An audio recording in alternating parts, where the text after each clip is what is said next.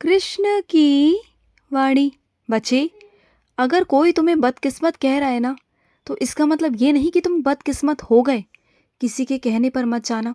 अगर किसी ने कह दिया कि तुम्हारे भाग्य से उनका काम नहीं हो पा रहा, तुम्हारी वजह से नहीं हो रहा, तुम्हारे पैर खराब है, तुम खराब हो, तुम्हारी किस्मत खराब है, तो उनकी बातों पर बिल्कुल मत जाना, बिल्कुल भी मत जाना। क्योंकि तुम मेरे बच्चे हो और तुम बहुत भाग्यशाली हो। और अगर उनकी सोच ऐसी है तो रहने दो, तुम उनकी बातों पर ध्यान बिल्कुल भी मत देना। बस जो मैं कह रहा हूँ, बस मेरी बातों को सुनो। और सुनो, तुम इतनी ठंड में इतनी मेहनत करते हो, धूप में भी इतनी तपस्या करते हो, तुम इतनी मेहनत करते हो, और बाकी के समय तुम मेरा नाम जाप करते हो, तो इधर उधर तुम्हारे फलों को, तुम्हारी भक्ति को जाने नहीं दूंगा। अंत में जीत तुम्हारी होगी, हारने नहीं दूंगा। ये बात ध्यान रखना। और यदि मैं तुम्हें बुला रहा हूँ ना अपने मथुरा, अपने वृंदावन, अपने गोकुल बुला रहा हूँ ना, और अगर कोई तुम पर सवाल खड़े कर रहा है ना, तो करने दो। बदकिस्मत वो है, ना कि तुम। क्योंकि मेरे मर्जी के बिना ना एक पत्ता भी नहीं हिलता, और मैं तुम्हें अपने गोकुल, अपने वृंदावन बुला रहा हूँ। तुम जानते हो, ऐसे ही कोई नहीं आ पाता मेरे पास। सब सोचते रह जाते हैं, सबकी सोच में होता है, लेकिन वो मेरे पास आ नहीं सकता। जिसे मैं नहीं बुलाता ना, वो निश्चित ही मेरे पास आ नहीं सकता, और जिसे मैं बुलाता हूँ वो निश्चित आकर रहता है, कैसे भी आकर रहता है। और सुनो, जो तुम्हारे दीपक में जो फूल बनता है ना, वो यूं ही नहीं बनता, वो मेरा आशीर्वाद है तुम्हारे लिए। वो इसलिए बनता है क्योंकि मैं तुम्हारी भक्ति को, तुम्हारी पूजा को स्वीकार करता हूँ। सुन रहे हो ना? तुम्हारी भक्ति को और पूजा को स्वीकार करता हूँ मेरे बच्चे। और सुनो, कुछ ही दिन पहले तुम्हारे ऊपर एक काम आया था, और वो काम तुमने अपनी तरफ से अधूरा छोड़ दिया है। उस काम को तुमने तभी टाल दिया था, तुमने सोचा था कि तुम कुछ दिनों बाद उस काम को करोगे, लेकिन अब वो काम क्यों नहीं कर रहे हो तुम? उस काम से तुम्हें लाभ प्राप्त होगा, तो उस काम को जितना जल्दी हो सके कर लो, नहीं तो कोई और बाजी मार जाएगा। सुन रहे हो ना?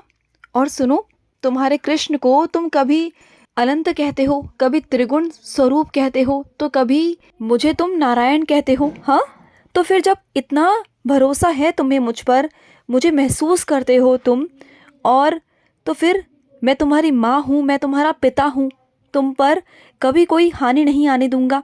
और जो मेरे आशीर्वाद देने के तरीके हैं ना, वो बहुत अलग अलग होते हैं। तो फिर मेरे आशीर्वाद पर तुम्हारे सवाल क्यों उठते हैं? हाँ, नहीं उठने चाहिए ना। अगर तुम परेशान हो या किसी वजह से, तो इसका मतलब ये तो नहीं ना कि मैं तुम्हारा साथ नहीं दे रहा या मैं तुम्हारे साथ नहीं हूँ। तो क्यों सवाल करते हो इतने, क्यों शक करते हो मुझ पर? हाँ, जैसे तुम आज तक वहाँ से बाहर निकलते आए हो ना, तो आज भी निकल जाओगे। डरने की ज़रूरत है ही नहीं। बड़ी से बड़ी मुश्किल तुम्हारे लिए छोटी कर दूंगा, आसान कर दूंगा, तुम्हारे रास्ते छोटे कर दूंगा। तुम क्यों चिंता करते हो? मेरे होते हुए तुम्हें कोई चिंता करने की ज़रूरत नहीं, बिल्कुल नहीं है। और सुनो, 10 कामों में हाथ मत डालो। अगर 10 काम करोगे ना, तो 10 जगह तुम्हारा दिमाग जाएगा। सिर्फ एक काम करो, और उस एक काम में अपने इतनी मेहनत डालो, इतनी मेहनत डालो कि वो काम तरक्की तक पहुंच जाए, बुलंदियों तक पहुंच जाए। अगर 4 काम करोगे, 4 तरीके के काम करोगे, तो तुम्हारा 4 दिमाग फैलेगा, अलग अलग सोच फैलेगी, और किसी भी काम में तुम ढंग से, ध्यान से, एकचित होकर काम नहीं कर पाओगे। तो एक काम करो और ढंग से करो। समझ गए ना मेरी बात को? और सुनो, जैसे जैसे तुम आगे चलोगे ना, वैसे वैसे तुम्हारी ज़िंदगी का धुंधलापन ख़त्म होता जाएगा और तुम आगे बढ़ते जाओगे। ये मैं तुमसे कह रहा हूँ। बस तुम एक अच्छे बच्चे की तरह ना कोशिश करो, सकारात्मक रहो और प्रार्थना करते रहो। बस तुम्हें ये करना है। चलो, आज मैं तुम्हें एक विशेष आशीर्वाद देता हूँ। आज तुम्हारा कान्हा तुम्हें एक विशेष आशीर्वाद देगा कि तुम आज से जो सोचोगे, जैसा सोचोगे, तुम्हारी ज़िंदगी में अब वैसा ही होगा। अब देखो, अब तुम दूसरों का सोचते हो ना, तो सुनो मेरी बात। दूसरे तुम्हारे बारे में क्या सोचते हैं, क्या नहीं सोचते हैं, उन्हें संभालने के लिए मैं हूं ना। उनकी सारी जिम्मेदारियां मुझ पर छोड़ दो। बस तुम अपना ध्यान रखो। और सुनो, दूसरों के बारे में सोचना बंद करो और अपने बारे में सोचना शुरू करो। आज से जैसा सोचोगे वैसा तुम्हारे साथ होगा। सकारात्मक सोचोगे तो सकारात्मक तुम्हारे साथ होगा, और ज़रूर होगा। ये मैं तुमसे कहता हूँ। मैं तुम्हें हाथ पकड़कर आगे लेके जाऊँगा, हाथ पकड़कर तुम्हें अपनी अनुभूति कराऊंगा, अपना एहसास कराऊंगा। तुम चलो मेरे साथ, और बाकी सब कुछ मुझ पर छोड़ दो। जैसा मैं कहता हूँ वैसा पालन करो। और सुनो, तुम्हारे मन में इतना गुस्सा भरा हुआ है, अपने गुस्से को शांत करो और मेरा ध्यान किया करो। तुम जैसे जैसे मेरा ध्यान करोगे ना, वैसे वैसे तुम्हारे मन से गुस्सा, क्रोध शांत हो जाएगा। ये तो तुम जानते हो ना कि क्रोध इंसान का दुश्मन होता है, शत्रु होता है। तो फिर अपने आप को ही नष्ट कर लोगे तुम गुस्से में आकर। तो अपने आप को नष्ट नहीं करना तुम्हें, समझ रहे हो ना? तुम जैसी खुशियाँ चाहते हो ना अपने ज़िंदगी में, तुम्हारे साथ वैसा ही होगा। तुम्हारे साथ हमेशा अच्छा हुआ है, अच्छा होगा। तुम ये मत सोचो कि तुम्हारे साथ कुछ बुरा हुआ, बल्कि अगर बुरा हुआ भी है ना, तो उनमें भी कुछ वजह थी, कुछ कारण थे मेरे बच्चे, कुछ सबक थे जो तुम्हें सिखाने बहुत बहुत ज़रूरी थे, जिन्हें तुम समझना नहीं चाह रहे थे। और सुनो, कुछ मेरे बच्चों के ना 2 घर हैं। वो एक घर में रहते हैं और दूसरे घर में कभी कभी जाते हैं। तो सुनो, उस घर की भी थोड़ी देखभाल कर लिया करो मेरे बच्चे। जब तुम वहाँ पर नहीं होते हो ना, तो वहाँ पर किसी को रख कर आया करो, या फिर किसी ऐसे इंसान को जिम्मेदारी दे दो जिससे वो देखभाल कर सके, क्योंकि बार बार तुम्हारा जाना आना ठीक नहीं हो पाता। कभी कभी तुम्हारी तबीयत ठीक नहीं होती, कभी कुछ नहीं होता, क्योंकि घर ना अंधेरा नहीं रहना चाहिए मेरे बच्चे। चाहे ये घर हो, चाहे वो घर हो, घरों में रोशनियाँ होना बहुत ज़रूरी होती हैं। समझ रहे हो ना मेरी बात को? तुम किसी ऐसी जगह पर जाने वाले हो जो इंसान चढ़ाई कर गया। चढ़ाई मतलब वो सीधा मेरे चरणों में आ गया।